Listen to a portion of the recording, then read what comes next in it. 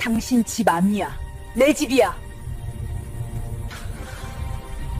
30년 만에 처음으로 제가 큰 소리로 한 말이었습니다. 남편과 시어머니, 시누이의 얼굴이 하얗게 질렸죠. 그들은 몰랐습니다. 이 집 명의가 누구인지, 그리고 제가 이미 모든 준비를 끝냈다는 사실을요. 오늘 밤 이 식탁에서 끝날 사람은 제가 아니었습니다. 사연 시작 전 구독과 좋아요 부탁드립니다. 오늘의 사연 지금 바로 시작합니다.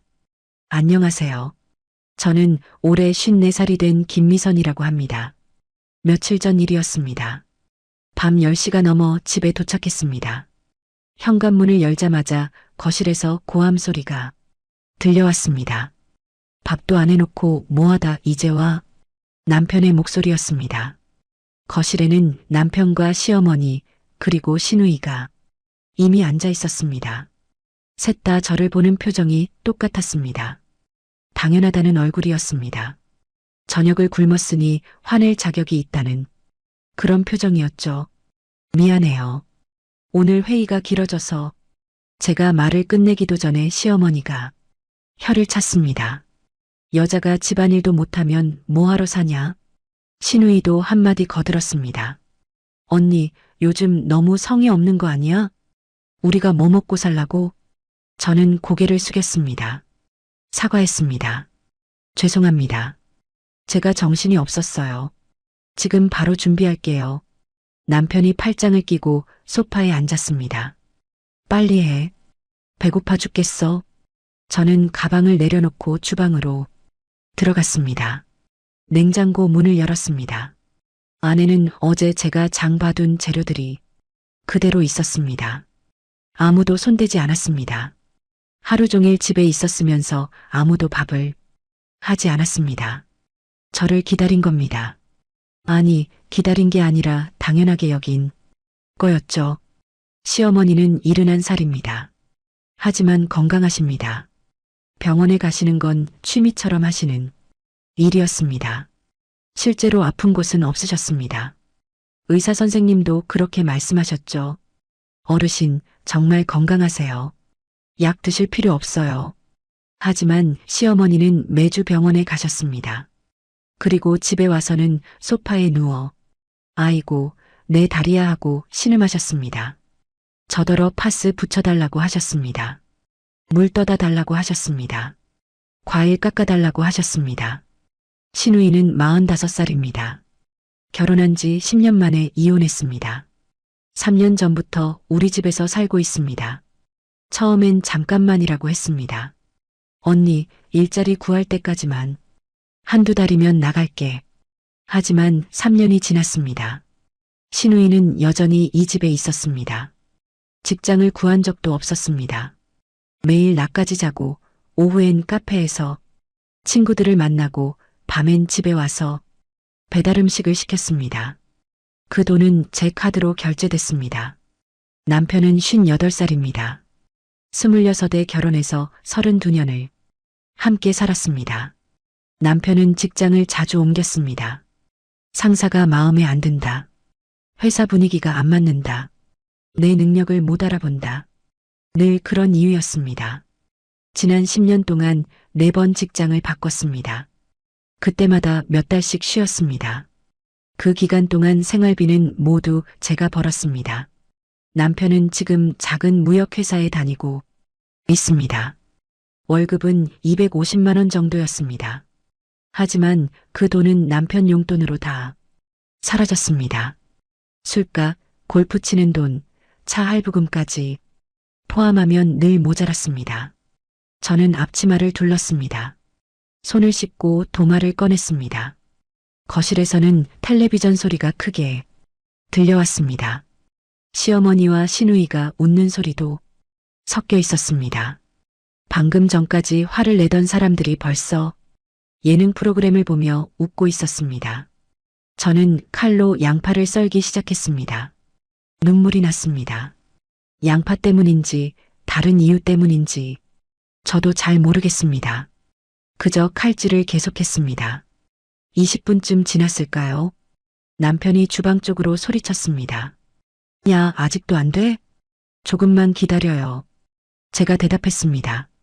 목소리가 떨렸습니다. 조금만? 벌써 몇 시인 줄 알아? 남편이 짜증스럽게 말했습니다. 저는 대답하지 않았습니다. 그냥 불 앞에 서서 국을 저었습니다. 김치찌개가 보글보글 끓었습니다. 밥을 퍼서 상을 차렸습니다. 반찬을 담았습니다. 쟁반에 올려 거실로 나갔습니다. 드세요. 식탁 위에 음식을 내려놓았습니다. 남편은 대답 대신 숟가락을 들었습니다. 시어머니는 반찬 그릇을 하나하나 살펴보며 표정을 찌푸렸습니다. 이게 뭐야? 김치도 새로 안 담갔어? 죄송해요. 이번 주말에 담그려고요. 주말? 또 주말? 맨날 주말 하더니 언제 한번 제대로 해본 적이 있어? 신우이가 김치찌개를 한 숟가락 떠먹고는 그릇을 밀어냈습니다. 자, 언니 요리 실력 진짜 왜 이래? 저는 아무 말도 하지 않았습니다. 그저 고개를 숙이고 서 있었습니다. 남편이 밥을 먹다 말고 저를 쳐다봤습니다. 너는 왜 안 먹어? 저는 회사에서 먹었어요. 그래, 혼자 먹긴 잘 먹네. 남편이 비웃듯 말했습니다. 저는 주방으로 돌아왔습니다. 싱크대에 기대어 숨을 골랐습니다. 손이 떨렸습니다. 가슴이 답답했습니다. 거울에 비친 제 얼굴을 봤습니다. 54살. 언제 이렇게 늙었을까요? 주름진 얼굴, 핏기 없는 입술, 그리고 텅 빈 눈동자. 저는 언제부터 이렇게 아무 감정 없는 사람이 되었을까요? 거실에서 남편이 트림을 했습니다. 시어머니가 애유하고 한숨을 쉬었습니다. 신우이는 여전히 휴대폰만 보고 있었습니다. 아무도 잘 먹었다는 말을 하지 않았습니다.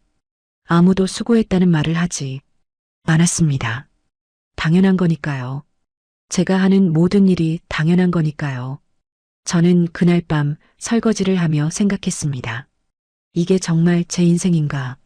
이게 정말 제가 원했던 삶인가? 30년. 이 집에서 산 시간이었습니다. 하지만 지금 이 순간 저는 이 집에서 가장 외로운 사람이었습니다. 설거지를 끝내고 방으로 들어왔습니다. 남편은 벌써 코를 골며 자고 있었습니다. 저는 조용히 옷을 갈아입고 침대 한쪽에 누웠습니다. 천장을 바라봤습니다. 형광등 자국이 희미하게 보였습니다. 저 자국은 언제부터 있었을까요? 이 집에 이사 온 지 25년. 그동안 저는 이 천장을 몇 번이나 바라봤을까요? 얼마나 많은 밤을 이렇게 잠 못 이루며 보냈을까요? 내일도 똑같겠죠. 모레도, 다음 주도, 다음 달도 아무것도 변하지 않을 겁니다.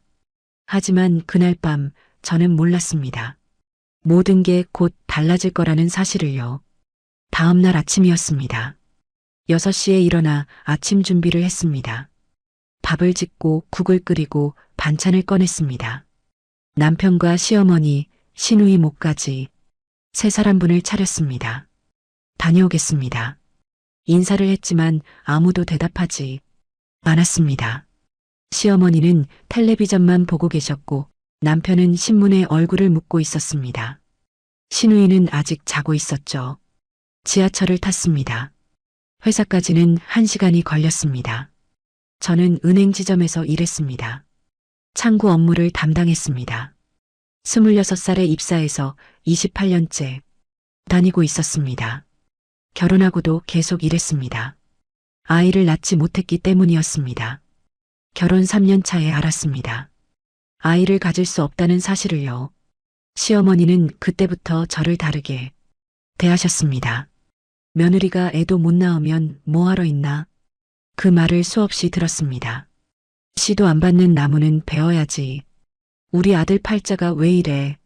시집 온 지 3년이나 됐는데 배는 언제 불러올 거야? 매일같이 들었습니다. 아침에도 저녁에도 명절 때도 친척들 앞에서도 그 말을 하셨습니다. 저는 고개를 숙이고 사과했습니다. 죄송합니다. 미안하다고 애가 생기니? 병원은 다녀봤어? 네, 다녀왔습니다. 그래서 아이를 가질 수 없다고 합니다. 시어머니는 혀를 찼습니다. 남편은 아무 말도 하지 않았습니다. 그저 고개를 돌렸을 뿐이었죠. 그날 이후 저는 더 열심히 일했습니다. 아이를 못 낳는 며느리. 그게 제 죄였으니까요. 최소한 돈이라도 벌어야 했습니다. 이 집에 있을 자격을 만들어야 했습니다. 제 월급은 400만 원 정도였습니다. 거기에 성과급을 합치면 1년에 6천만 원 정도 벌었습니다. 그 돈은 모두 이 집으로 들어왔습니다. 생활비, 공과금, 시어머니 병원비, 시누이 카드가, 남편 차 할부금, 하나하나 제 통장에서 빠져나갔습니다. 저는 통장을 따로 만들지 않았습니다. 남편과 공동 명의였습니다. 결혼할 때 시어머니가 그러라고 하셨죠. 부부는 한 몸이야. 통장도 같이 써야지. 저는 그 말을 따랐습니다. 그래서 제 월급은 남편도 볼 수 있었습니다. 언제 얼마가 들어오고 언제 얼마가 나가는지 다 알았습니다. 이번 달 성과금 많이 나왔네. 남편이 통장을 보며 말했습니다. 네, 다행이요. 그럼 내 차 할부금 좀 더 내자. 빨리 갚아야지. 알겠어요. 저는 대답했습니다. 성과급 200만 원이 차 할부금으로 들어갔습니다. 남편 차였습니다. 제 이름은 없었습니다. 점심시간이었습니다. 동료 김대리가 말을 걸어왔습니다. 미선 씨, 요즘 많이 힘들어 보여요. 아니에요. 괜찮아요. 저는 웃으며 대답했습니다. 얼굴이 많이 상했어요. 좀 쉬는 게 어때요? 연차도 많이 남았잖아요. 바빠서요. 괜찮습니다. 미선 씨는 맨날 바쁘네요. 가족들은 미선 씨가 이렇게 일하는 거 알아요? 알죠. 뭐, 고마워는 하나요? 김대리의 질문에 저는 대답하지 못했습니다. 고마워하냐고요? 생각해 본 적이 없었습니다. 가족들이 저한테 고맙다고 한 적이 있었나요? 기억이 나지 않았습니다. 미선 씨, 너무 혼자 다 짊어지지 마요. 가족이면 나눠서 해야죠. 김대리는 그렇게 말하고 자리를 떠났습니다. 저는 도시락을 먹으며 생각했습니다. 나눠서 한다. 그게 가능한 일인가요? 이 집에서 저 말고 누가 돈을 벌어 오나요? 남편 월급은 남편 혼자 씁니다. 시누이는 번 적이 없습니다. 시어머니는 연금으로 용돈만 쓰십니다. 결국 생활비는 제 몫이었습니다. 처음부터 그랬습니다. 나눌 것도 없었습니다. 오후 4시쯤이었습니다. 휴대폰이 울렸습니다. 시누이였습니다. 언니, 카드 좀 써도 돼? 친구들이랑 저녁 먹기로 했거든. 지난주에도 썼잖아. 그게 벌써 일주일 전인데. 언니 왜 그래? 진짜. 이번 달에 벌써 100만 원 넘게 썼어. 그게 뭐 큰 돈이야? 언니 월급 400이잖아. 시누이는 제 월급을 정확히 알고 있었습니다. 그리고 그 돈을 자기 돈처럼 생각했습니다. 좀 아껴 써. 돈도 한계가 있어. 알았어. 언니 요즘 왜 이래? 진짜 짜증나. 전화를 끊었습니다.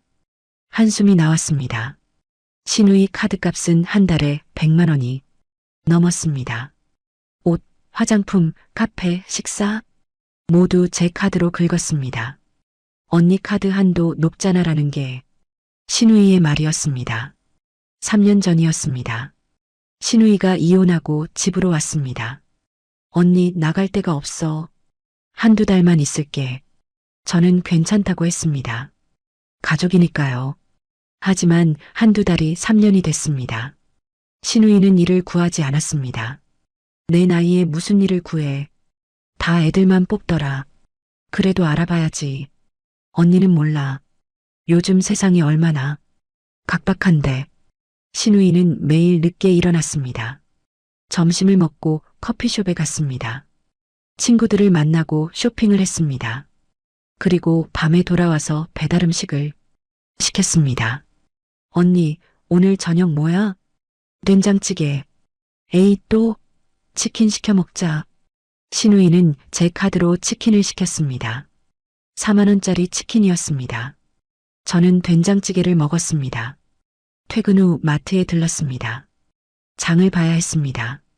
카트를 밀며 매대를 돌았습니다. 고기, 채소, 과일, 생필품 하나하나 담았습니다. 가격표를 보며 계산했습니다. 이건 너무 비싸니까 빼고 이건 할인 상품으로 바꾸고 조금이라도 아끼려고 했습니다. 계산대 앞에 섰습니다. 23만 원. 카드를 긁었습니다.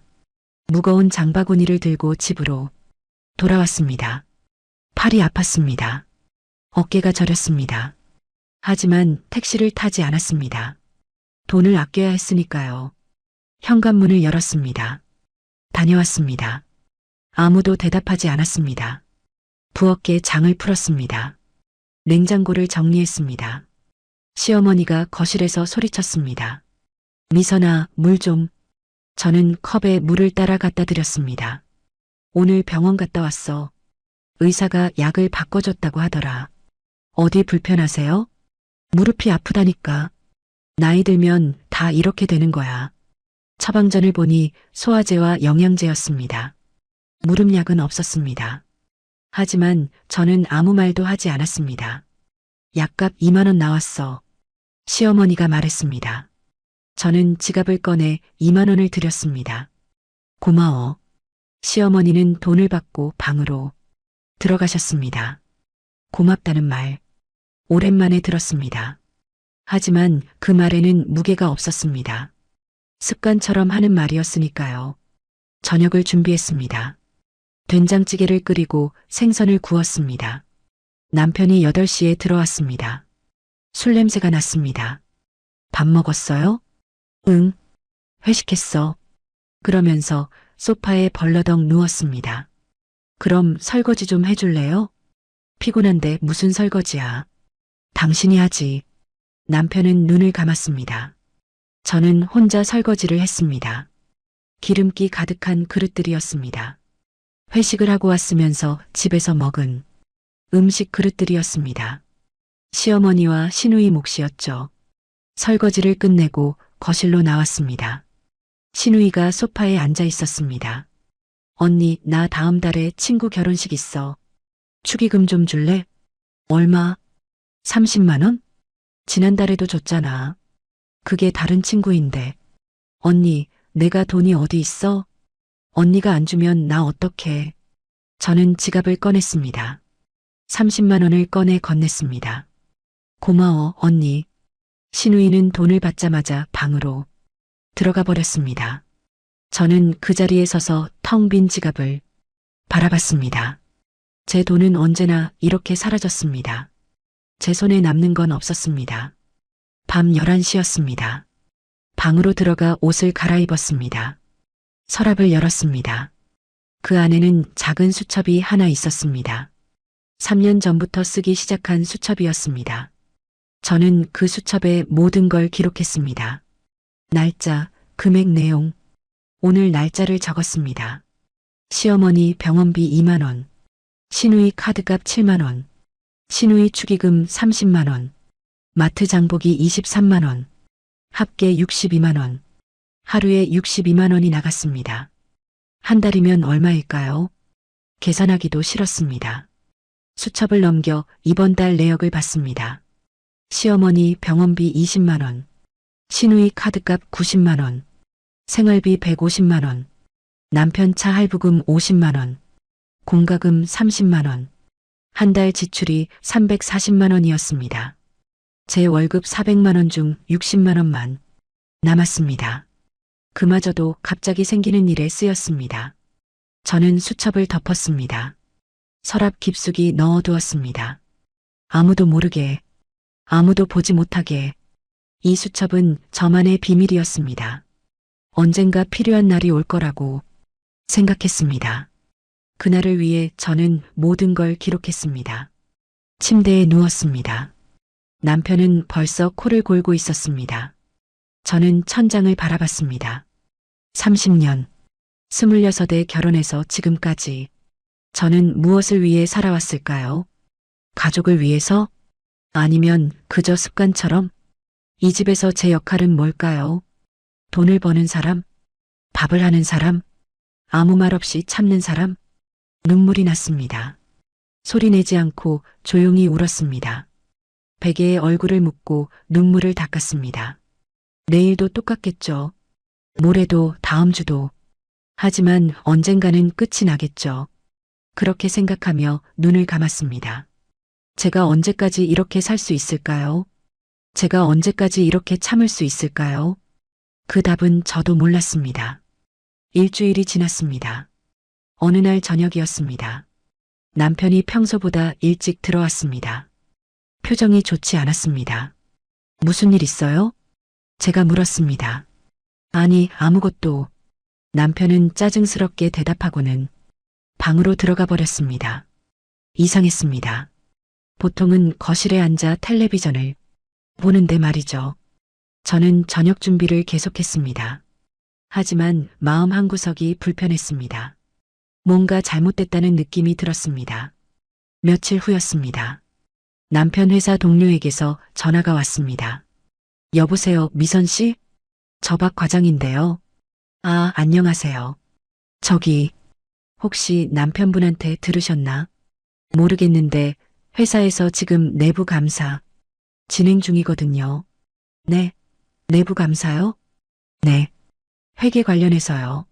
남편분도 대상자 중 한 분이라서요. 미리 말씀드리는 게 좋을 것 같아서요. 회계요? 무슨, 자세한 건 제가 말씀드리기 어렵고요. 남편분한테 직접 들어보세요. 그냥 미리 알려드리는 거예요. 전화를 끊었습니다. 손이 떨렸습니다. 내부 감사, 회계 문제. 남편은 제게 아무 말도 하지 않았습니다. 가슴이 철렁 내려앉았습니다.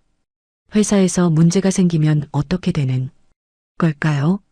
남편이 해고되면 어떡하죠? 그나마 있는 월급마저 없어지면 이 집은 어떻게 되는 걸까요? 저는 숨을 깊이 쉬었습니다.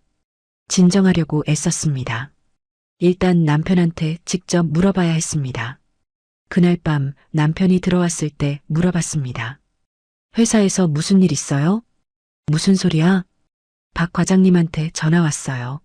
내부 감사 받는다고. 남편의 얼굴이 굳었습니다. 눈빛이 흔들렸습니다. 그거 별거 아니야. 그냥 정기 감사야. 정말요? 박 과장님은 회계 문제라고 하던데요. 누가 그런 소리 해? 그냥 루틴으로 하는 거야. 걱정하지 마.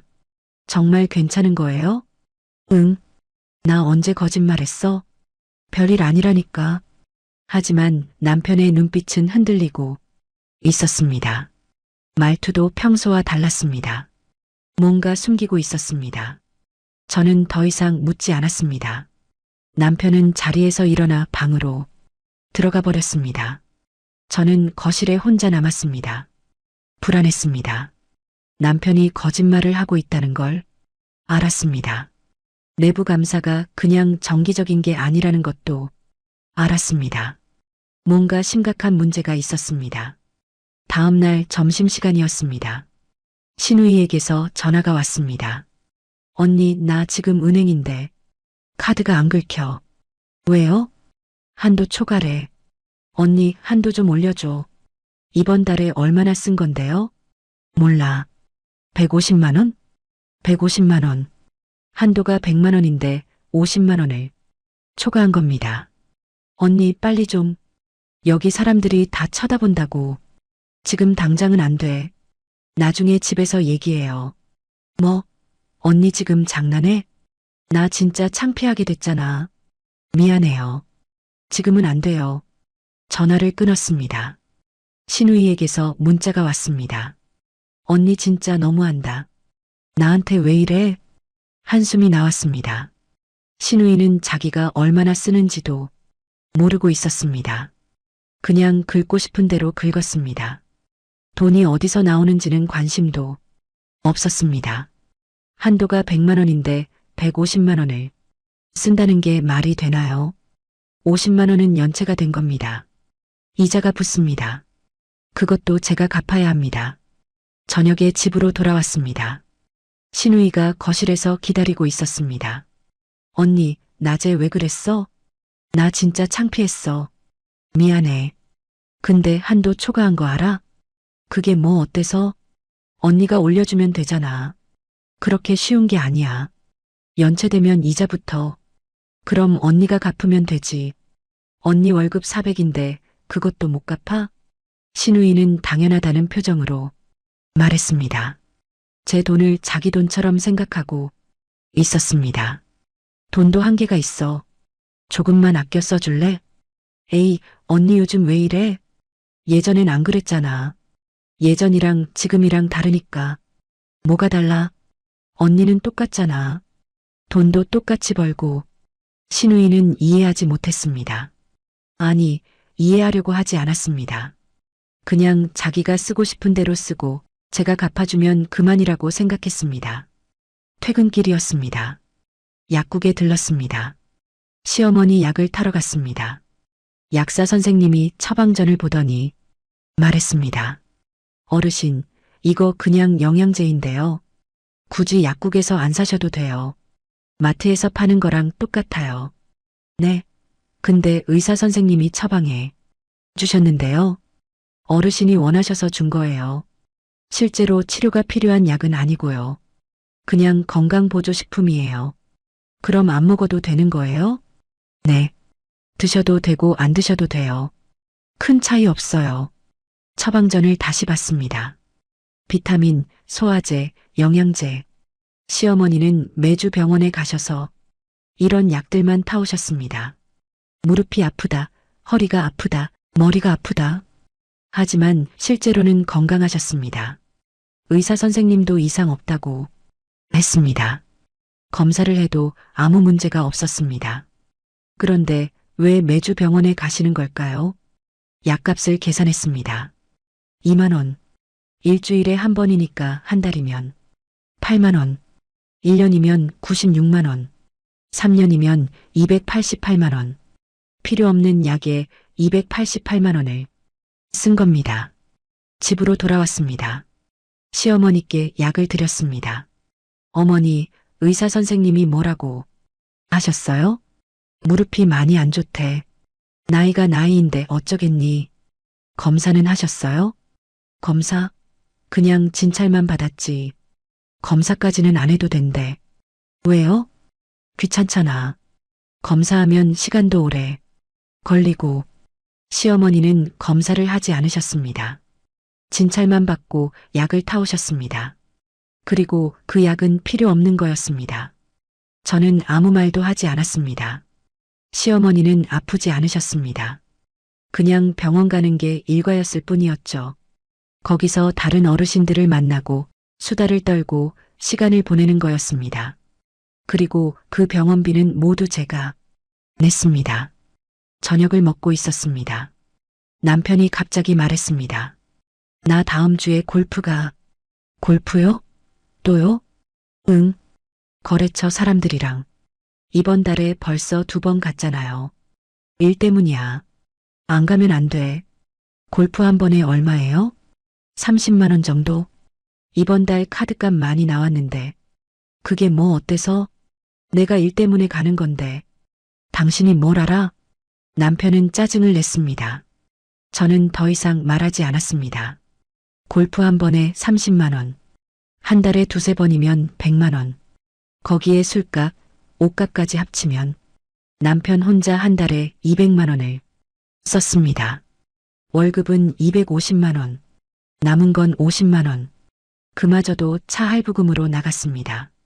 결국 남는 건 하나도 없었습니다. 남편 월급으로는 남편 혼자 생활하기도 빠듯했습니다. 식사가 끝났습니다. 저는 설거지를 하러 부엌으로 갔습니다. 싱크대에 서서 생각했습니다. 이 집이 굴러가는 이유는 하나였습니다. 제 월급 400만 원. 그 돈이 없으면 이 집은 한 달도 못 갑니다. 남편은 회사에서 문제가 생겼습니다. 내부 감사. 자칫하면 해고될 수도 있는 상황. 그러면 월급 250만 원마저 사라집니다. 신우이는 카드 빚이 쌓이고 있습니다. 한도를 초과하면서까지 쓰고 있죠. 연체 이자까지 붙으면 금액은 더 커집니다. 시어머니는 필요 없는 병원비를 쓰고 있습니다. 건강하신데도 매주 병원에 가십니다. 3년 동안 288만 원. 앞으로도 계속 쓰실 겁니다. 하지만 이들은 몰랐습니다. 이 집이 누구 덕분에 유지되는지, 누가 생활비를 대고, 누가 빚을 갚고, 누가 모든 걸 책임지는지 당연하게 생각했습니다. 제가 벌어오는 게 당연하고, 제가 모든 걸 감당하는 게 당연하고, 제가 아무 말 없이 참는 게 당연하다고. 저는 설거지를 끝내고 수건으로 손을 닦았습니다. 거울을 봤습니다. 54살의 얼굴, 주름지고 지쳐 보이는 얼굴. 하지만 그날 그 눈빛은 조금 달랐습니다. 뭔가 변하고 있었습니다. 제 안에서 천천히 하지만 확실하게 저는 서랍을 열었습니다. 수첩을 꺼냈습니다. 그리고 새로운 페이지를 펼쳤습니다. 거기에 적기 시작했습니다. 남편 마이너스 내부 감사 대상, 회계 문제, 신우이 마이너스 카드 연체 50만 원, 한도 초과 사용 지속, 시어머니 마이너스 불필요한 병원비, 3년간 288만 원 지출, 이 집 생활비 마이너스 전액 본인 부담, 월 평균 350만 원. 저는 펜을 놓았습니다. 수첩을 덮었습니다. 그리고 깊이 숨을 쉬었습니다. 언젠가 이 기록이 필요한 날이 올 겁니다. 그때를 위해 저는 모든 걸 남겨두기로 했습니다. 증거, 제가 이 집을 위해 얼마나 많은 걸 희생했는지, 제가 얼마나 많은 돈을 썼는지, 제가 얼마나 오래 참았는지 모든 걸 기록했습니다. 날짜, 금액 내용, 하나도 빠짐없이. 그날 밤 저는 침대에 누워 생각했습니다.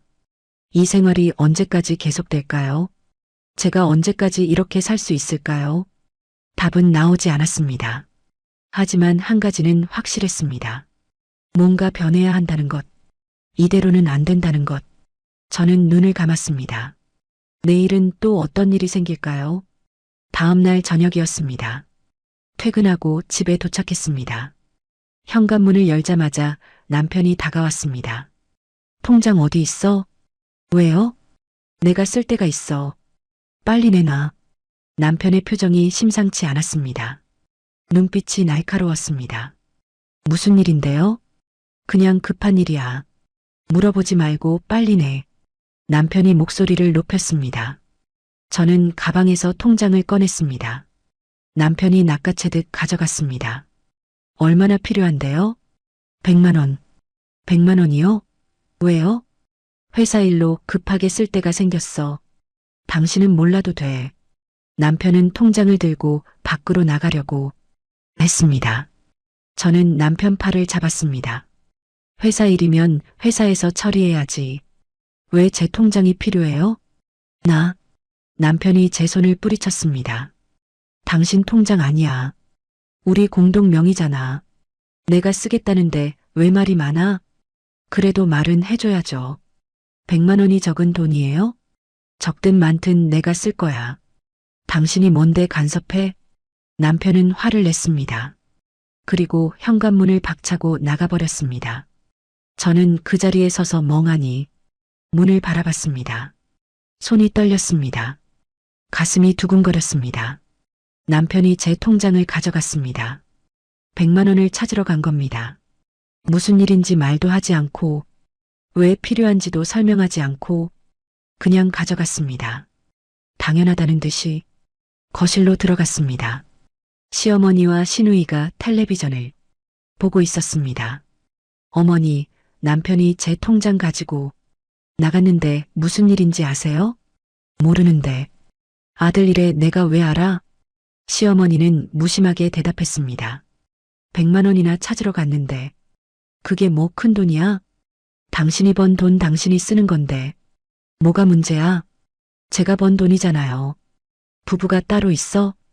당신 돈이 곧 우리 아들 돈이지. 시어머니는 당연하다는 표정으로 말했습니다. 저는 더 이상 말하지 않았습니다. 부엌으로 들어가 저녁 준비를 시작했습니다. 손이 떨려서 칼질이 제대로 되지 않았습니다. 양파를 썰다가 손을 베었습니다. 피가 났습니다. 저는 수돗물에 손을 씻었습니다. 붉은 피가 물과 섞여 흘러갔습니다. 밴드를 붙이고 다시 요리를 시작했습니다. 1시간쯤 지났을까요? 남편이 돌아왔습니다. 통장을 식탁 위에 던져놓고는 방으로 들어가 버렸습니다. 저는 통장을 집어들었습니다. 은행에 갔다 온 흔적이 있었습니다. 인출 내역을 확인했습니다. 100만 원.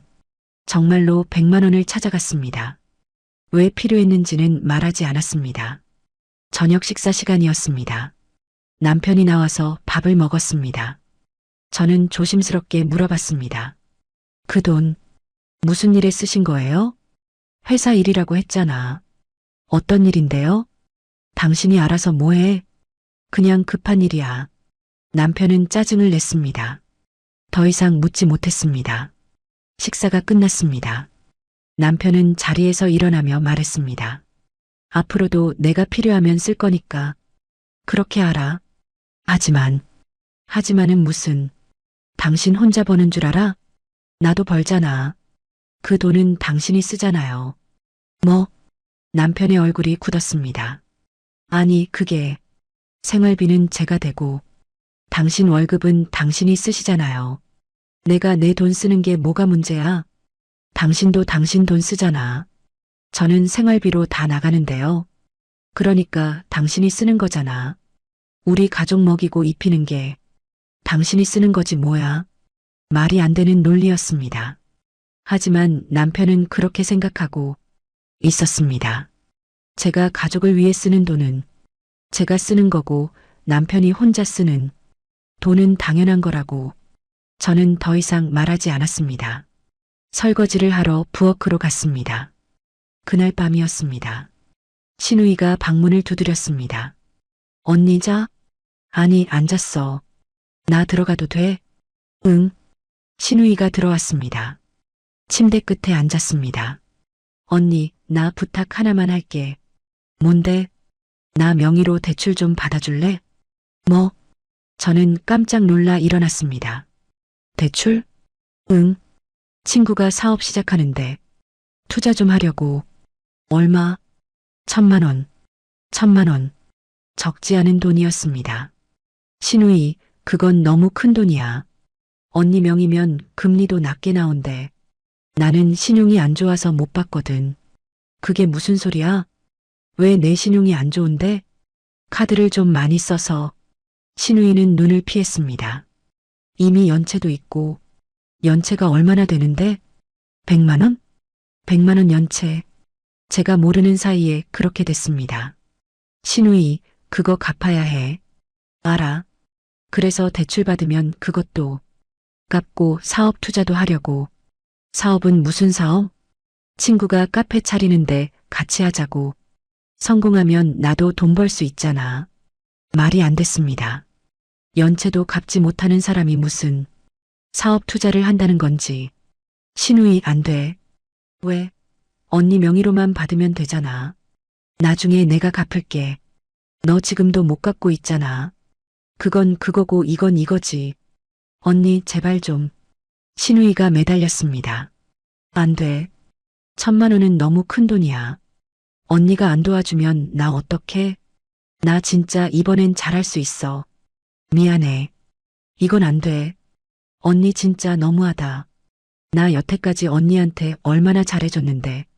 신우이는 화를 내며 방을 나가 버렸습니다. 쾅 하고 문이 닫혔습니다. 저는 침대에 앉아 한숨을 쉬었습니다. 머리가 아팠습니다. 남편은 제 통장에서 100만 원을 가져갔고 신우이는 제 명의로 1,000만 원 대출을 받으라고 했습니다. 이 집에서 저는 뭘까요? 돈 버는 기계일까요? 아무 생각 없이 돈만 내놓는 사람일까요? 그날 밤 저는 잠들지 못했습니다. 천장을 바라보며 생각했습니다. 이대로는 안 됩니다. 뭔가 바꿔야 합니다. 제가 변하지 않으면 아무것도 변하지 않을 겁니다. 새벽 2시였습니다. 저는 조용히 침대에서 일어났습니다. 거실로 나가 휴대폰을 켰습니다. 검색창에 입력했습니다.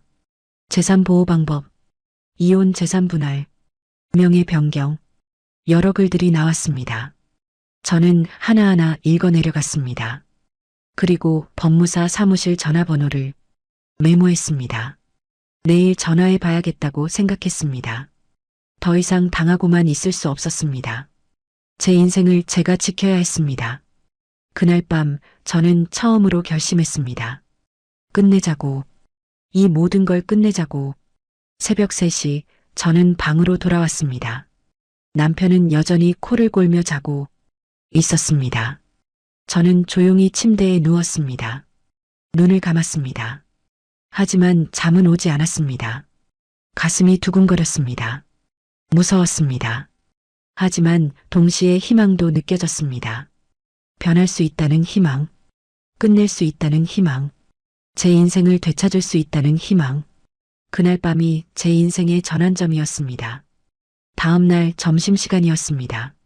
저는 회사 근처 법무사 사무실에 전화를 걸었습니다. 여보세요, 법무사 사무실입니다. 안녕하세요. 상담 좀 받고 싶은데요. 어떤 상담이신가요? 재산 관련해서요. 목소리가 떨렸습니다. 네, 내일 오후 3시 어떠세요?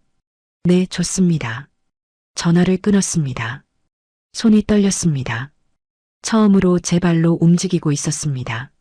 처음으로 제 인생을 지키려고 하고 있었습니다. 다음 날 오후였습니다. 연차를 내고 법무사 사무실에 갔습니다. 어떻게 오셨어요?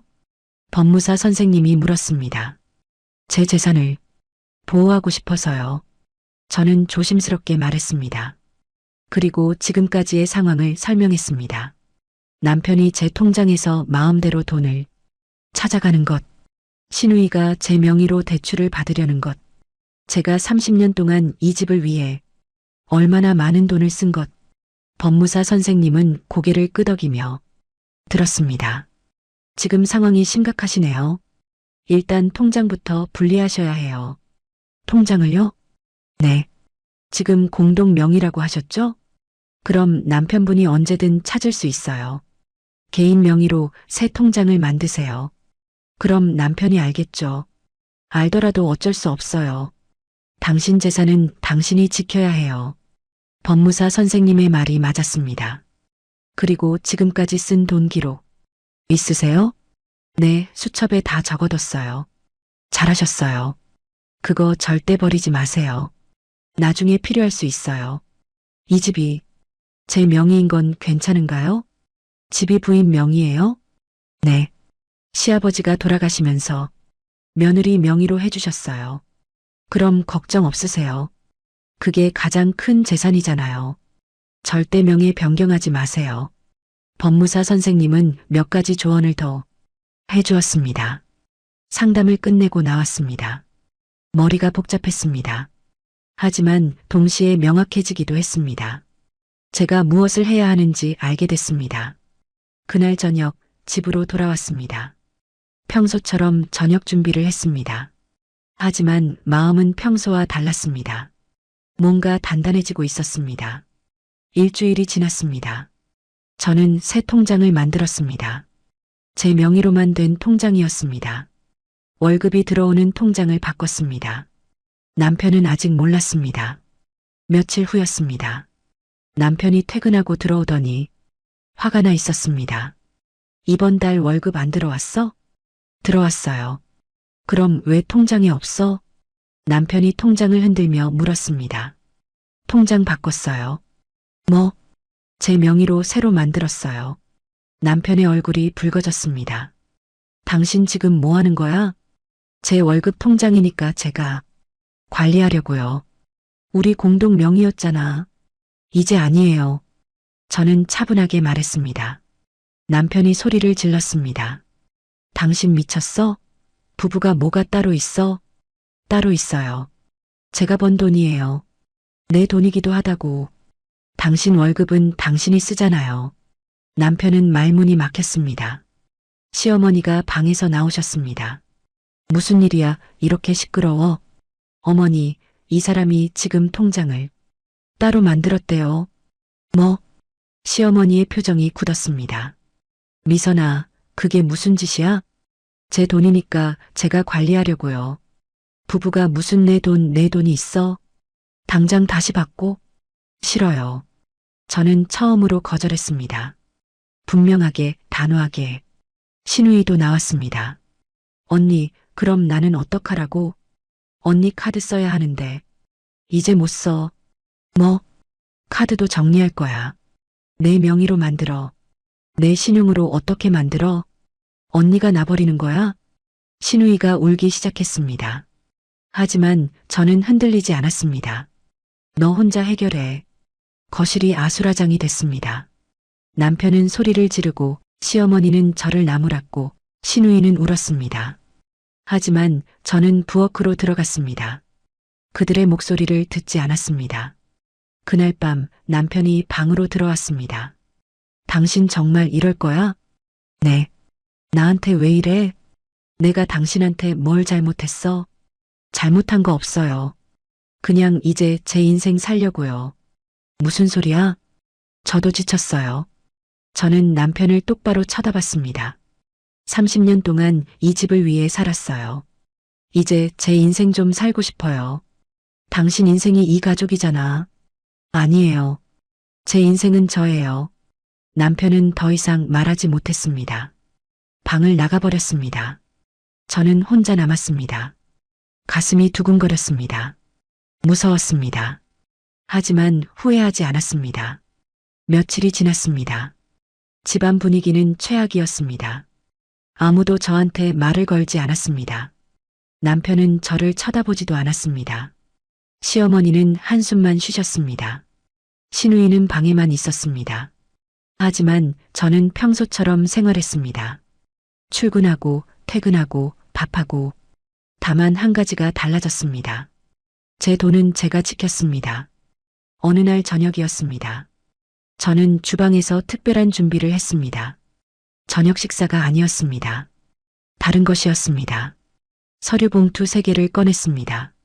그 안에는 지난 몇 주 동안 준비한 모든 것이 들어 있었습니다. 은행 거래 내역, 지출 기록, 그리고 가장 중요한 것, 집 등기부등본. 저는 쟁반을 꺼냈습니다. 그 위에 봉투들을 가지런히 올려놓았습니다. 뚜껑을 덮었습니다. 심호흡을 했습니다. 손이 떨렸습니다. 하지만 마음은 단단했습니다. 오늘 밤 모든 것이 끝날 것입니다. 아니, 새로 시작될 것입니다. 거실로 나갔습니다. 남편과 시어머니, 신우이가 앉아 있었습니다. 텔레비전을 보고 있었습니다. 저를 보지도 않았습니다. 저녁 준비됐어요. 제가 말했습니다. 오늘은 특별한 저녁이에요. 남편이 코웃음을 쳤습니다. 특별한 저녁? 무슨 특별한 거 있어? 곧 아실 거예요. 저는 쟁반을 들고 식탁으로 갔습니다. 천천히 조심스럽게 식탁 중앙에 쟁반을 내려놓았습니다. 세 사람이 이상하다는 표정으로 쳐다봤습니다. 이게 뭐야? 남편이 물었습니다. 열어보세요. 제가 말했습니다. 목소리는 떨렸지만 눈빛은 흔들리지 않았습니다. 남편이 뚜껑을 열었습니다. 그리고 얼어붙었습니다. 시어머니가 몸을 앞으로 기울였습니다. 신우이도 고개를 들었습니다. 식탁 위에는 서류들이 놓여 있었습니다. 음식이 아니었습니다.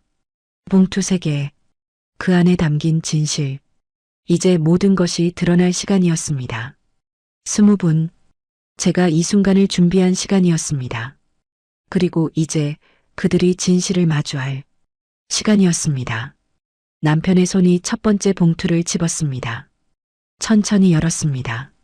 서류를 꺼냈습니다. 눈으로 훑어 내려갔습니다. 그리고 얼굴이 하얗게 질렸습니다. 이게 뭐야? 남편의 목소리가 떨렸습니다. 등기부등본이에요. 제가 차분하게 말했습니다. 이 집 등기부등본. 시어머니가 몸을 앞으로 기울였습니다. 등기부등본? 그게 왜 나와? 보세요. 저는 말했습니다. 남편이 서류를 펼쳤습니다. 시어머니와 신우이도 고개를 들이밀었습니다. 거기에는 분명하게 적혀 있었습니다. 소유자 김미선, 등기일 2000년 3월 15일, 이건 언제? 남편이 중얼거렸습니다. 25년 전이에요. 제가 말했습니다. 시아버지께서 돌아가시면서 며느리 명의로 해주셨죠. 그건 나도 알아. 근데 왜 이걸 지금? 이 집이 제 이름이라는 걸 말씀드리려고요. 저는 식탁에 앉았습니다. 세 사람과 마주보며 앉았습니다. 25년 전 시아버지께서 돌아가셨을 때 기억하세요? 시어머니가 고개를 끄덕였습니다. 물론 기억하지. 그때 시아버지께서 유언을 남기셨죠. 이 집을 며느리한테 주라고. 그건 형식적인 거였어. 우리 가족집이지. 시어머니가 말했습니다. 형식이 아니에요. 저는 서류를 가리켰습니다. 법적으로 제 이름이에요. 단독명의, 공동명의 아니에요. 남편이 서류를 다시 들여다봤습니다. 확인하고 또 확인했습니다. 하지만 바뀌지 않았습니다. 거기에는 분명히 적혀 있었습니다. 김미선, 단독 소유. 왜 지금까지 말 안 했어? 남편이 물었습니다. 말할 이유가 없었으니까요. 가족이었으니까요. 지금은 아니야? 지금은. 저는 잠시 멈췄습니다. 지금은 말해야 할 것 같아서요. 신우이가 끼어들었습니다. 언니, 그게 무슨 소리야? 우리 가족인데 왜 그래? 가족. 저는 그 단어를 되뇌었습니다. 정말 우리가 가족이었나요? 무슨 소리야? 시어머니가 소리쳤습니다. 우리가 30년을 함께 살았잖아. 네, 30년요. 저는 고개를 끄덕였습니다. 30년 동안 저는 이 집을 위해 살았어요. 두 번째 봉투를 집었습니다. 남편 앞에 내밀었습니다. 열어보세요. 남편이 주저하며 봉투를 열었습니다. 안에서 서류 묶음이 나왔습니다. 은행 거래 내역이었습니다. 25년치. 이게 뭐야? 제 통장 거래 내역이에요. 저는 말했습니다. 지난 25년 동안 제가 이 집에 얼마를 썼는지 정리한 거예요. 남편이 서류를 넘겼습니다. 첫 페이지. 생활비 월 150만 원. 1년 1,800만 원. 25년 4억 5천만 원. 남편의 손이 떨렸습니다. 이게 4억? 네. 저는 차분히 대답했습니다. 생활비만 4억 5천만 원이에요. 식비, 공과금, 생필품 다 포함해서요. 다음 페이지를 넘겼습니다. 시어머니 병원비 월 20만 원. 1년 240만 원. 15년 3,600만 원. 시어머니가 숨을 멈췄습니다. 이건 과장된 거 아니야? 아니에요. 저는 말했습니다. 영수증 다 있어요. 확인하시려면 보여드릴게요. 또 다음 페이지. 신우이 카드값 월 평균 90만 원. 3년 3,240만 원. 신우이 축의금, 용돈 2천만 원. 합계 5,240만 원. 신우이의 얼굴이 창백해졌습니다. 언니 나는 몰랐어. 몰랐겠죠. 저는 말했습니다. 관심이 없었으니까요. 마지막 페이지. 남편 차 할부금 4천만 원. 남편 골프, 술값, 용돈 1억 2천만 원. 합계 1억 6천만 원. 남편이 서류를 놓았습니다. 고개를 들지 못했습니다.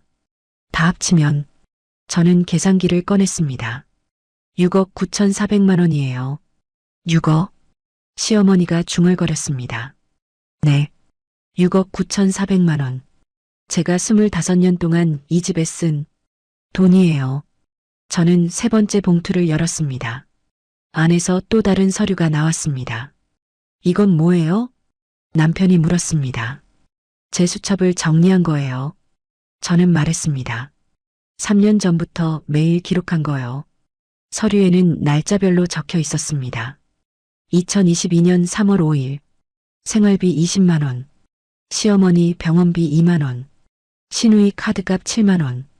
2022년 3월 12일. 신우이 축의금 30만 원. 남편 골프비 30만 원. 2022년 3월 20일. 시어머니 약값 2만 5천 원. 생활비 30만 원. 날짜마다 항목마다 빠짐없이 적혀 있었습니다. 남편이 서류를 보다가 멈췄습니다. 어느 페이지에 메모가 있었습니다. 남편, 내부 감사 대상. 박 과장님 전화로 확인. 남편의 얼굴이 굳었습니다. 당신, 이걸 언제?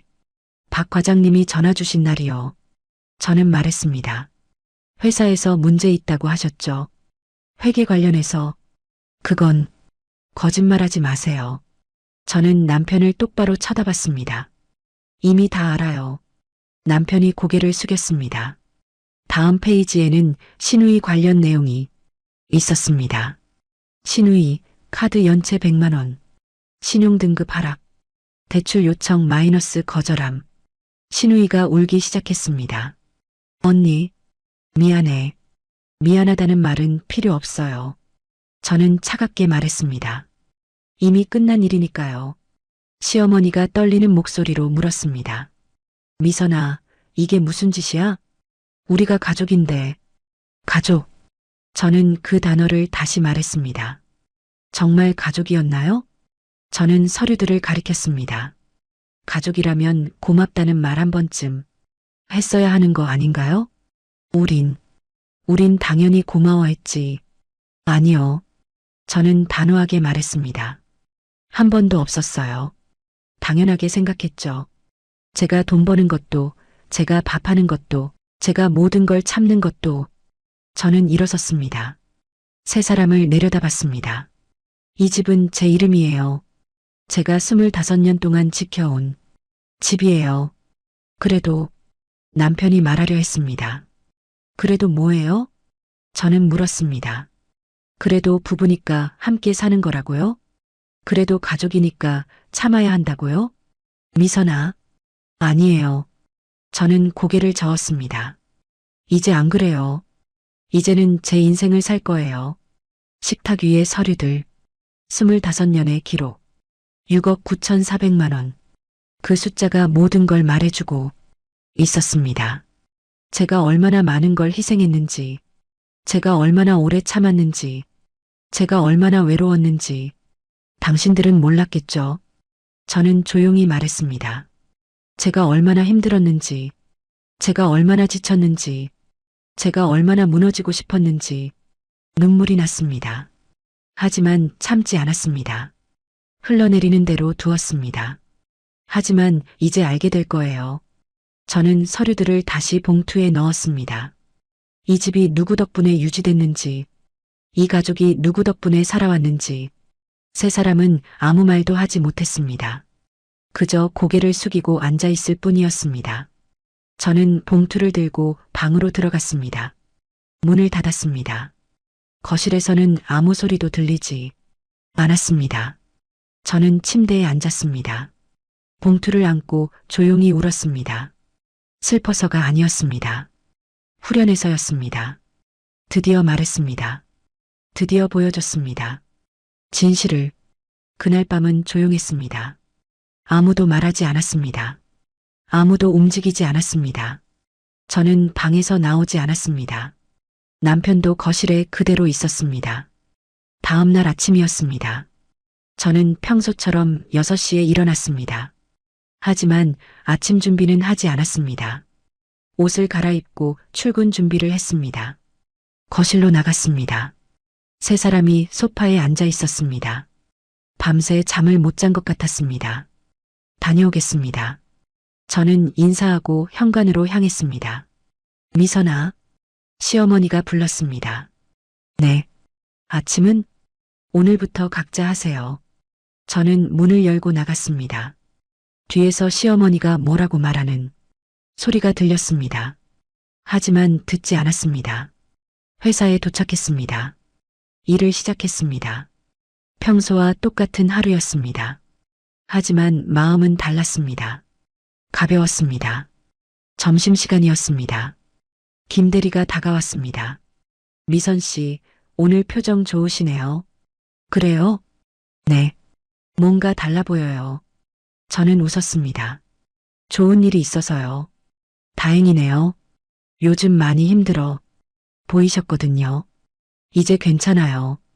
정말로 괜찮았습니다. 퇴근 시간이 됐습니다. 집으로 돌아가는 길이었습니다. 평소보다 천천히 걸었습니다. 서두를 이유가 없었습니다. 저녁 준비를 안 해도 됐으니까요. 집에 도착했습니다. 현관문을 열었습니다. 거실에는 세 사람이 또 앉아 있었습니다. 식탁 위에는 아무것도 없었습니다. 왔어? 남편이 조심스럽게 말했습니다. 네. 저녁은 어떡하지? 각자 하시라고 했잖아요. 우리가 어떻게 해? 시어머니가 물었습니다. 배달시키시든지 직접 하시든지. 저는 방으로 들어갔습니다. 옷을 갈아입고 나왔습니다. 부엌으로 갔습니다. 냉장고를 열고 제 것만 꺼냈습니다. 간단하게 샌드위치를 만들었습니다. 거실에서 세 사람이 저를 쳐다봤습니다. 저는 신경 쓰지 않았습니다. 제 샌드위치를 만들어 방으로 들어갔습니다. 문을 닫았습니다. 혼자 조용히 먹었습니다. 맛있었습니다. 오랜만에 제 것만 챙기니 이렇게 편한 줄 몰랐습니다. 며칠이 지났습니다. 집안 분위기는 점점 더 무거워졌습니다. 남편은 매일 늦게 들어왔습니다. 술 냄새를 풍기며 비틀거렸습니다. 시어머니는 병원에 가지 않으셨습니다. 돈이 없었으니까요. 시누이는 하루 종일 방에만 있었습니다. 나갈 돈이 없었으니까요. 토요일 아침이었습니다. 남편이 거실에서 저를 기다리고 있었습니다. 미선아, 우리 얘기 좀 하자. 할 얘기 있어요? 있지. 당연히 있지. 저는 소파에 앉았습니다. 남편 맞은편에. 뭔데요? 이렇게 계속 살 수는 없잖아. 왜요? 왜긴 왜야. 우리 부부인데. 부부요. 저는 그 단어를 되뇌었습니다. 정말 우리가 부부였나요? 무슨 소리야? 당신은 저를 부인으로 생각한 적 있어요? 남편이 말문이 막혔습니다. 돈 벌어오는 사람으로만 본 거 아니에요? 그건 대답해 보세요. 저는 남편을 똑바로 쳐다봤습니다. 남편이 고개를 숙였습니다. 미안해. 미안하다고요? 응. 내가 잘못했어. 뭘 잘못했는데요? 당신한테 너무 당연하게 생각했어. 남편의 목소리가 떨렸습니다. 당신이 벌어오는 것도 당신이 집안일 하는 것도 이제 알았어요? 응. 이제야 알았어. 남편이 고개를 들었습니다. 눈이 빨갛게 충혈돼 있었습니다. 미선아, 다시 시작하자. 내가 달라질게. 어떻게요? 내가 골프도 끊고 술도 줄이고 그게 문제가 아니에요. 저는 고개를 저었습니다. 문제는 당신이 저를 존중하지 않았다는 거예요. 앞으로는 존중할게. 말만 그러시겠죠. 아니야. 정말이야. 남편이 간절하게 말했습니다. 하지만 저는 믿지 않았습니다. 30년 동안 들어온 말이었습니다. 다음에는 잘할게. 앞으로는 달라질게. 하지만 달라진 적이 없었습니다. 당신 회사 일은 어떻게 됐어요? 제가 물었습니다. 남편의 얼굴이 굳었습니다. 그게 내부 감사요. 결과 나왔죠? 어떻게 알아? 박 과장님이 또 전화하셨어요. 사실이었습니다. 이틀 전에 박 과장님이 전화를 주셨습니다. 미선 씨, 남편분, 좀 어려울 것 같아요. 얼마나요? 해고까지는 아니지만 강등은 확실해요. 그리고 월급도 깎일 거예요. 얼마나요? 한 30%? 30%? 250만 원에서 30%면 75만 원. 남은 건 175만 원. 그것도 남편 용돈으로 다 쓸 겁니다. 강등됐죠? 제가 물었습니다. 남편이 고개를 끄덕였습니다. 월급도 깎였고요? 응. 얼마나요? 175만 원. 예상한 대로였습니다. 그걸로 뭐 할 수 있어요? 내가 아껴 쓸게. 아껴 써봤자 당신 혼자 쓰기도 빠듯해요. 그럼 어떡하라고? 남편이 다급하게 물었습니다. 각자 사는 거죠. 뭐? 당신은 당신대로, 저는 저대로. 그게 무슨 소리야? 이혼이요. 그 단어를 말하는 순간 공기가 얼어붙었습니다. 남편이 벌떡 일어났습니다. 당신 지금 제정신이야? 네. 아주 제정신이에요. 30년을 산 부부가 무슨 이혼을 해? 30년을 잘못 살았으니까요. 저는 차분하게 말했습니다. 시어머니가 방에서 나오셨습니다. 무슨 소리야? 이혼? 네, 어머니. 미쳤구나. 정말 미쳤어. 시어머니가 소리쳤습니다. 이 나이에 무슨 이혼이야? 나이는 상관없어요. 당신이 어디 가서 살 건데? 이 집은 우리 집이야.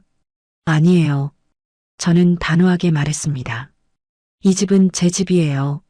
등기부등본 보셨잖아요. 그건 형식적으로, 법적으로 제 거예요. 시어머니가 말을 잇지 못했습니다. 신우이도 방에서 나왔습니다. 언니, 진짜 이혼하려고? 응. 그럼 나는 어떡하라고? 내가 알아서 해. 언니 없으면 나 살 수 없어. 신우이가 울기 시작했습니다. 하지만 저는 흔들리지 않았습니다. 내가 해결해야지. 넌 이제 45이야. 언제까지 남한테 기댈 거야?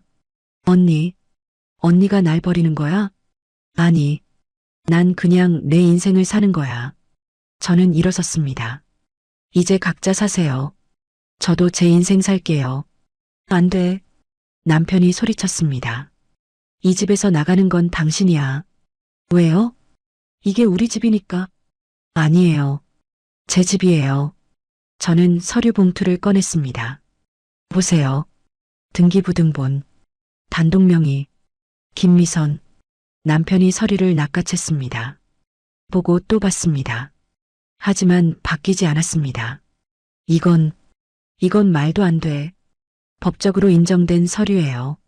아버지가 왜 당신 이름으로 며느리가 고생한다고 하시면서 제 이름으로 해주셨어요. 저는 말했습니다. 시아버지만 저를 생각해 주셨어요. 남편이 주저앉았습니다. 시어머니도 소파에 털썩 앉으셨습니다. 신우이는 계속 울고 있었습니다. 저는 그들을 내려다봤습니다. 나 없으면요, 이 집 한 달도 못 가요. 제가 조용히 말했습니다. 생활비 누가 내요? 공과금 누가 내요? 당신들 먹을 거 누가 사요? 아무도 대답하지 못했습니다. 당신들이 저보다 더 급해요. 제가 없으면 당신들은 하루도 못 살아요. 진실이었습니다. 쓰디쓴 진실이었습니다. 침묵이 흘렀습니다. 길고 무거운 침묵이었습니다. 남편이 바닥을 보며 앉아 있었습니다. 시어머니는 소파에 기대어 눈을 감고 계셨습니다. 신우이는 울음을 그쳤지만 눈물 자국이 선명했습니다. 저는 부엌으로 가서 물을 한 잔 마셨습니다. 손이 떨리지 않았습니다. 목소리도 흔들리지 않았습니다. 이상하게 평온했습니다. 거실로 돌아왔습니다. 식탁에 앉았습니다. 얘기 계속할까요? 제가 말했습니다. 남편이 고개를 들었습니다. 뭘 더 얘기해? 앞으로요. 앞으로? 네. 어떻게 할 건지. 남편이 쓴웃음을 지었습니다. 당신이 다 정한 거 아니야? 우리한테 선택권이 있어? 있죠. 저는 말했습니다. 이 집에 계속 살 건지 나갈 건지. 이게 우리 집인데 왜 우리가 나가? 제 집이니까요. 당신. 남편이 화를 내려다 멈췄습니다. 소용없다는 걸 알았기 때문이었습니다. 계속 살고 싶으면 조건이 있어요. 제가 말했습니다. 조건? 네. 저는 수첩을 꺼냈습니다. 거기에 적어둔 내용을 읽었습니다. 첫째, 생활비는 각자 부담해요. 제 돈은 제가 씁니다. 그럼 우리는? 당신 월급으로 하세요. 175만 원으로 어떻게 살아? 그건 제가 알 바 아니에요. 차갑게 말했습니다. 둘째, 집안일도 각자 해요. 제 것만 제가 합니다. 그럼 밥은? 시어머니가 물었습니다. 각자 하세요. 내가 어떻게 해? 나 나이가 몇인데? 배달시키시든지 직접 하시든지. 미선아. 셋째, 방은 각자 씁니다. 저는 제 방만 씁니다. 남편을 쳐다봤습니다. 당신은 다른 방 쓰세요. 부부가 방을 따로 써? 이제 부부 아니니까요. 아직 이혼 안 했잖아. 곧 할 거예요. 저는 단호하게 말했습니다. 넷째, 이 집 관리비 공과금은 반반 부담해요. 반반? 네. 저도 내고 당신들도 내요. 우리 돈이 어디 있어? 신우이가 물었습니다. 그럼 나가세요. 언니, 농담 아니에요. 못 내면 나가라고요. 신우이가 다시 울기 시작했습니다. 하지만 저는 신경 쓰지 않았습니다. 마지막 다섯째. 저는 남편을 똑바로 쳐다봤습니다. 제 통장, 제 카드, 제 돈에 절대 손대지 마세요. 손대면 바로 경찰 불러요. 경찰? 남편이 놀란 표정을 지었습니다. 네. 절도죄로 신고할 거예요. 당신 미쳤어? 아니요. 아주 정신 똑바로 박혔어요. 저는 수첩을 덮었습니다. 이 5가지 조건 지킬 수 있으면 같이 살아요. 못 지키면 나가세요. 당신이 나가든지. 남편이 소리쳤습니다. 이게 무슨 말도 안 되는 소리야? 우리가 왜 당신 눈치를 봐야 해? 이 집이 제 거니까요. 집이 당신 거면 뭐해? 우리가 가족인데. 가족. 저는 그 단어를 또 되뇌었습니다. 가족이면 뭐 하세요? 30년 동안 저한테 뭐 해줬어요? 우리가. 남편이 말을 잇지 못했습니다. 실제로 해준 게 없었으니까요. 고맙다는 말 한번 제대로 들어본 적 있어요? 아무도 대답하지 못했습니다. 수고했다는 말, 힘들었다는 말, 한 번이라도 들어봤나요? 침묵만 흘렀습니다. 당연하게 생각했죠. 제가 돈 벌어오는 것도, 제가 밥하는 것도, 제가 모든 걸 참는 것도. 저는 일어섰습니다. 이제 당연한 건 없어요. 제 인생은 제가 삽니다. 남편이 벌떡 일어났습니다. 좋아. 그럼 이혼하자. 당장 이혼해. 좋아요. 저는 흔들림 없이 대답했습니다.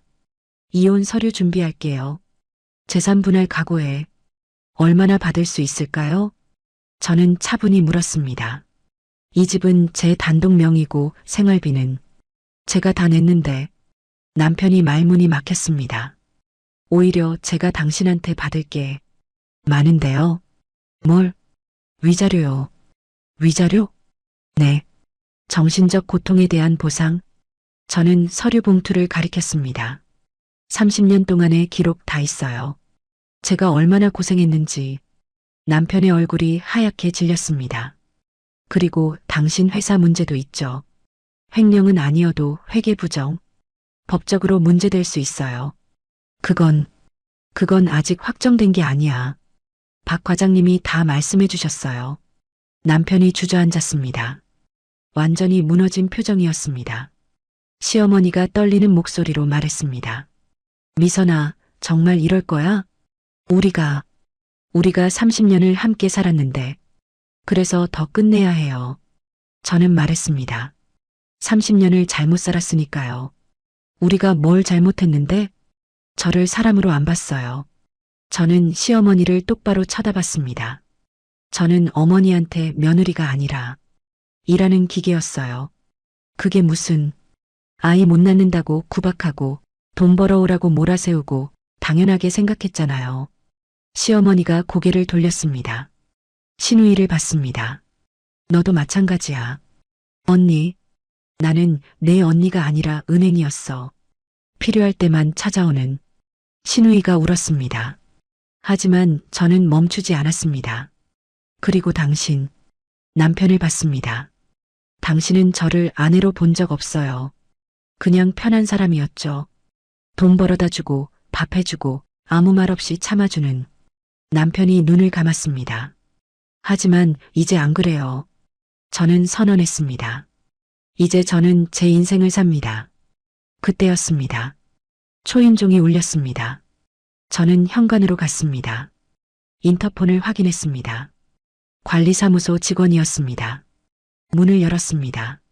안녕하세요. 무슨 일이세요? 집주인이신가요? 네. 명의가 김미선 씨로 돼 있는데 맞으시죠? 네, 맞습니다. 혹시 이 집 다른 분들은 세입자인가요? 관리사무소 직원이 물었습니다. 저는 거실을 돌아봤습니다. 세 사람이 놀란 표정으로 저를 쳐다보고 있었습니다. 네. 저는 대답했습니다. 세입자입니다. 아, 그럼 관리비를 나눠서 내셔야 하는데요. 알겠습니다. 앞으로 그렇게 할게요. 네, 감사합니다. 관리사무소 직원이 돌아갔습니다. 문을 닫았습니다. 거실로 돌아왔습니다. 세 사람이 저를 보고 있었습니다. 세입자? 남편이 떨리는 목소리로 물었습니다. 우리가 세입자야? 법적으로는 그래요. 저는 말했습니다. 이 집이 제 거니까 당신들은 세입자죠.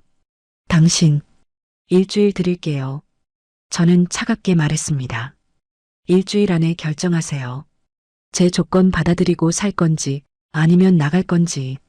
미선아, 시어머니가 소리쳤습니다. 하지만 저는 돌아보지 않았습니다. 방으로 들어갔습니다. 문을 닫고 잠갔습니다. 침대에 앉았습니다. 가슴이 두근거렸습니다. 떨렸습니다. 하지만 후회하지 않았습니다. 드디어 제대로 싸웠습니다. 드디어 제 권리를 찾았습니다. 창문을 열었습니다. 시원한 바람이 들어왔습니다. 깊이 숨을 쉬었습니다. 자유로웠습니다. 30년 만에 처음으로 자유로웠습니다. 거실에서 소리가 들렸습니다. 남편과 시어머니, 시누이가 뭔가 얘기하고 있었습니다. 하지만 저는 신경 쓰지 않았습니다. 그들의 문제는 그들이 해결해야 했습니다. 저는 제 인생을 살 겁니다. 이제부터, 지금부터. 그날 밤 저는 처음으로 편히 잤습니다. 30년 만에 처음으로. 일주일이 지났습니다. 그 일주일 동안 집안은 조용했습니다. 세 사람은 제 눈치를 봤습니다. 저는 평소처럼 생활했습니다. 출근하고 퇴근하고 제 것만 챙겼습니다. 밥도 혼자 먹었습니다. 빨래도 제 것만 했습니다. 청소도 제 방만 했습니다. 처음 이틀은 세 사람도 버텼습니다. 배달 음식을 시켜 먹었습니다. 하지만 3일째부터 달라졌습니다. 돈이 부족했던 겁니다. 남편 월급 175만 원으로는 세 사람이 한 달을 살 수 없었습니다. 나흘째 되는 날이었습니다. 시누이가 조심스럽게 방문을 두드렸습니다. 언니, 나 들어가도 돼? 뭔데? 얘기 좀 하자. 문을 열어줬습니다. 시누이가 들어와 침대 끝에 앉았습니다. 언니, 나 일자리 알아보려고. 그래? 응. 이제 정말 혼자 살아야 할 것 같아서. 시누이의 목소리가 떨렸습니다. 언니 말이 맞았어.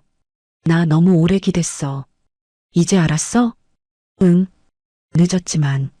시누이가 고개를 숙였습니다. 언니 미안해.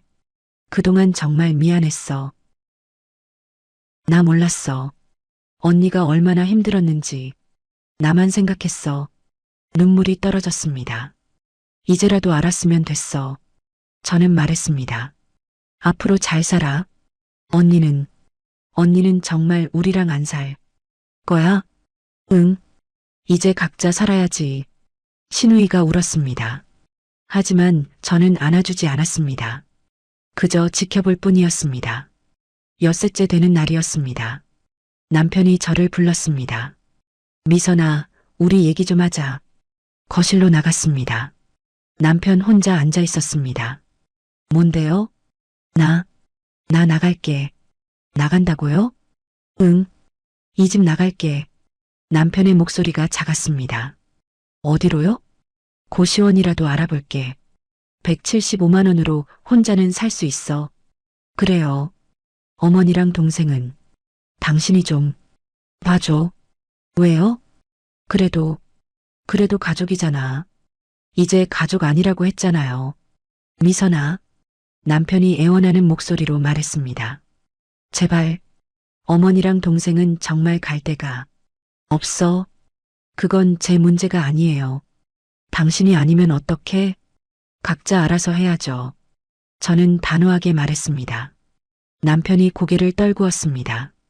미선아, 내가 내가 정말 미안해. 이제 와서 미안하다고 해서 뭐가 달라지나요? 알아. 아무것도 안 변하는 거 알아. 그래도 말하고 싶었어. 남편이 눈물을 흘렸습니다. 30년 동안 당신한테 못되게 굴었어. 당연하게 생각했어. 당신 고생 몰랐어. 이제 아셨으면 됐어요. 용서는 못 받겠지? 그럴 생각 없어요. 저는 냉정하게 말했습니다. 용서하면 또 똑같아질 거예요. 당신들은 안 변해요. 남편이 더 이상 말하지 못했습니다. 일주일째 되는 날이었습니다. 일요일 아침이었습니다. 세 사람이 거실에 모여 있었습니다. 저도 나갔습니다. 결정했어요? 제가 물었습니다. 남편이 고개를 끄덕였습니다. 나갈게. 언제요? 오늘이요? 응. 고시원 계약했어. 시어머니가 떨리는 목소리로 말했습니다. 나도 나갈게. 어디로요? 동생네 집에 가려고. 동생이 괜찮다고 했어. 시어머니의 눈이 빨갛게 충혈돼 있었습니다. 미선아, 나도 미안했어. 당신한테 못되게 굴었어. 며느리로만 생각하고 사람으로는 안 봤어. 시어머니가 울었습니다. 이제 알았어. 늦었지만 저는 아무 말도 하지 않았습니다. 신우이도 말했습니다. 나도 나갈게, 언니. 친구네 집에 얹혀 살기로 했어. 그래. 일자리도 알아볼게. 이제 정말 혼자 살아볼게. 세 사람이 짐을 쌌습니다. 많지 않았습니다. 가방 하나, 캐리어 하나씩이었습니다. 30년을 함께 살았는데 가져갈 건 그것뿐이었습니다. 오후 2시였습니다. 세 사람이 현관에 섰습니다. 남편이 마지막으로 집을 둘러봤습니다. 그동안 고마웠어. 잘 살아, 미선아. 당신도요. 남편이 문을 열고 나갔습니다. 시어머니가 저를 보셨습니다. 미선아, 건강해라. 어머니도요. 내가 못난 시어머니였구나. 이제 알았으면 됐어요. 시어머니가 고개를 숙이고 나가셨습니다. 신우이가 마지막이었습니다. 언니, 나 정말 미안해. 알았어. 언니 사랑해. 너도 잘 살아. 신우이가 울면서 나갔습니다. 문이 닫혔습니다. 저는 혼자 남았습니다. 조용했습니다. 너무 조용했습니다. 창문을 열었습니다. 밖에서 세 사람이 걸어가는 게 보였습니다. 비가 내리고 있었습니다. 우산도 없이 걸어가고 있었습니다. 등이 축 처져 있었습니다. 초라해 보였습니다. 저는 창문을 닫았습니다.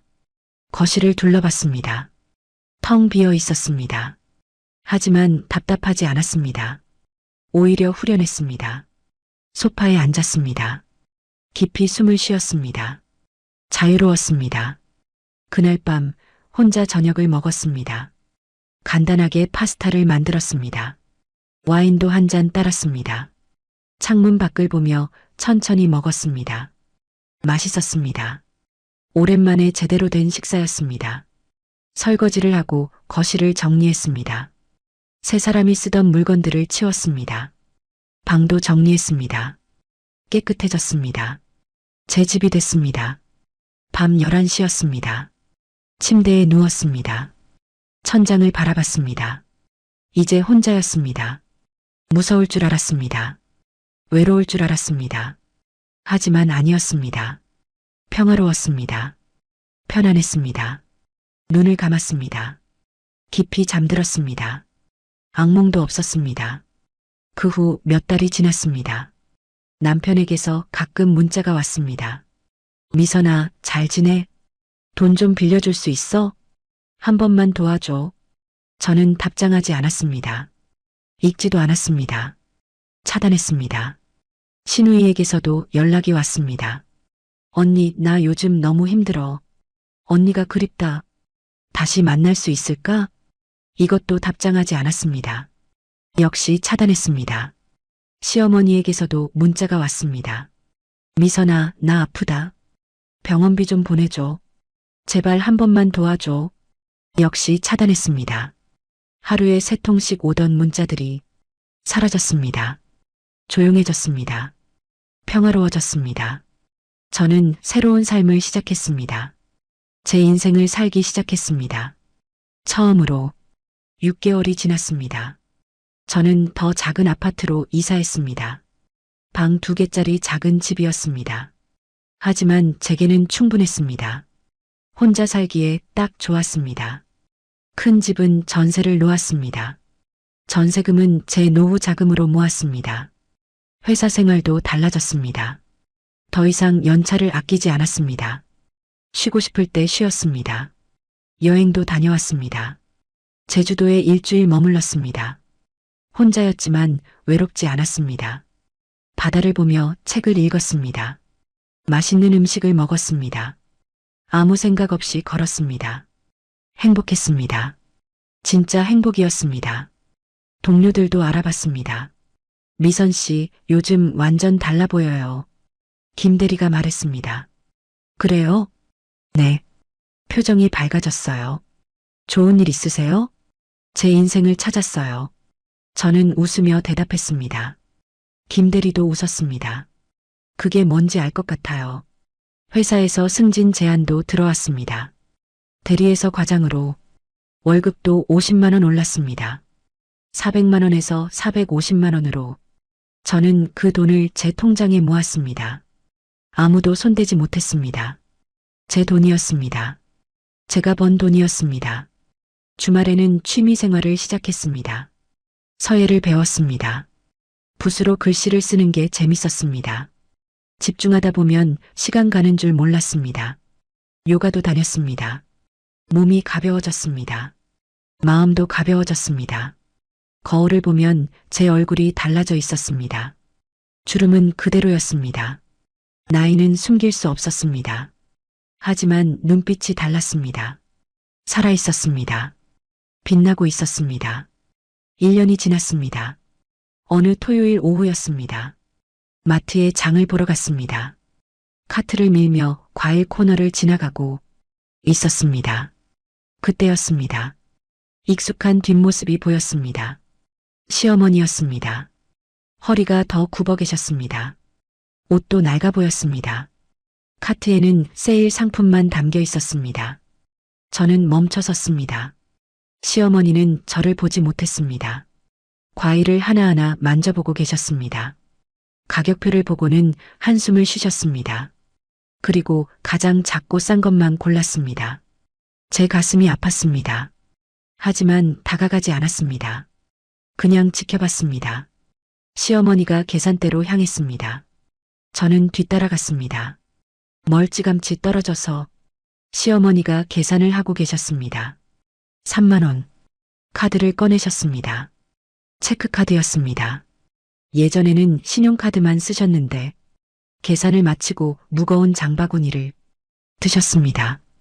힘들어 보였습니다. 마트 밖으로 나가셨습니다. 저는 계산을 빨리 끝냈습니다. 그리고 밖으로 나갔습니다. 시어머니가 버스 정류장에 서 계셨습니다. 장바구니를 바닥에 내려놓고 허리를 펴셨습니다. 힘들어 보였습니다. 저는 제 카트를 밀고 다가갔습니다. 시어머니 옆에 섰습니다. 시어머니가 저를 봤습니다. 눈이 마주쳤습니다. 미선아. 시어머니의 목소리가 떨렸습니다. 안녕하세요. 저는 담담하게 인사했습니다. 잘 지내니? 네. 건강하고? 네. 어머니는요? 나도 잘 지내. 시어머니의 눈이 빨개졌습니다. 미선아, 나 괜찮아요. 저는 제 카트에서 라면 박스를 꺼냈습니다. 20개들이었습니다. 시어머니의 장바구니에 조용히 넣었습니다. 이건 드세요. 미선아. 시어머니가 울기 시작했습니다. 고마워. 정말 고마워. 저는 아무 말도 하지 않았습니다. 그냥 고개만 끄덕였습니다. 버스가 왔습니다. 시어머니가 장바구니를 들었습니다. 버스에 올랐습니다. 창문으로 저를 보셨습니다. 손을 흔드셨습니다. 저는 손을 흔들지 않았습니다. 그냥 서 있었습니다. 버스가 떠났습니다. 저는 그 자리에 서서 버스가 사라지는 걸 지켜봤습니다. 가슴이 복잡했습니다. 하지만 후회하지 않았습니다. 라면을 준 것도, 말없이 돌아선 것도, 집으로 돌아왔습니다. 장을 정리했습니다. 저녁을 준비했습니다. 간단하게 샐러드와 연어구이를 만들었습니다.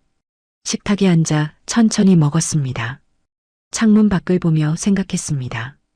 용서는 아니었습니다. 라면을 준 것이 용서는 아니었습니다. 그냥 끝내는 거였습니다. 미움도 복수도 용서도 아닌 그냥 놓아주는 거였습니다. 제 인생에서, 제 마음에서 식사를 마치고 설거지를 했습니다. 거실 소파에 앉았습니다. 조용했습니다. 하지만 외롭지 않았습니다. 오히려 평화로웠습니다. 휴대폰을 꺼냈습니다. 차단했던 연락처들을 봤습니다. 남편, 시어머니, 시누이. 삭제하지 않고 그대로 뒀습니다. 차단도 풀지 않았습니다. 그냥 그대로 뒀습니다. 필요 없었습니다. 미워할 필요도 용서할 필요도 그저 제 인생을 사는 것, 그것으로 충분했습니다. 창밖을 봤습니다. 해가 지고 있었습니다.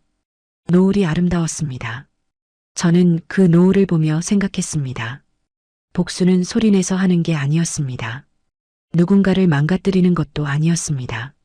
복수는 그저 제가 잘 사는 것, 제가 행복한 것, 제가 더 이상 그들을 필요로 하지 않는다는 것, 그게 제가 선택한 마지막 답이었습니다. 밤이 됐습니다. 별이 보였습니다. 저는 창가에 서서 별을 봤습니다. 오랜만에 별을 본 것 같았습니다. 30년 동안 별 볼 시간이 없었습니다. 바빴으니까요. 지쳤으니까요. 하지만 이제는 달랐습니다. 저는 별을 볼 수 있었습니다. 여유가 있었습니다. 시간이 있었습니다. 그리고 무엇보다 제 인생이 있었습니다. 침대에 누웠습니다. 편안했습니다. 눈을 감았습니다. 잠이 왔습니다. 꿈을 꿨습니다. 좋은 꿈이었습니다. 제가 바다를 걷고 있었습니다. 혼자였지만 외롭지 않았습니다. 자유로웠습니다. 행복했습니다. 그것이 제 새로운 시작이었습니다. 그것이 제가 선택한 인생이었습니다. 그것이 제가 찾은 진짜 제 모습이었습니다. 55살. 늦지 않았습니다. 이제부터 시작이었습니다. 제 인생의 진짜 시작이었습니다. 끝까지 시청해 주셔서 감사합니다. 좋아요 버튼으로 마음을 표현해 주세요. 그리고 구독과 알림 설정까지 해주시면 앞으로도 더 감동적이고 재미있는 이야기로 찾아뵙겠습니다. 감사합니다.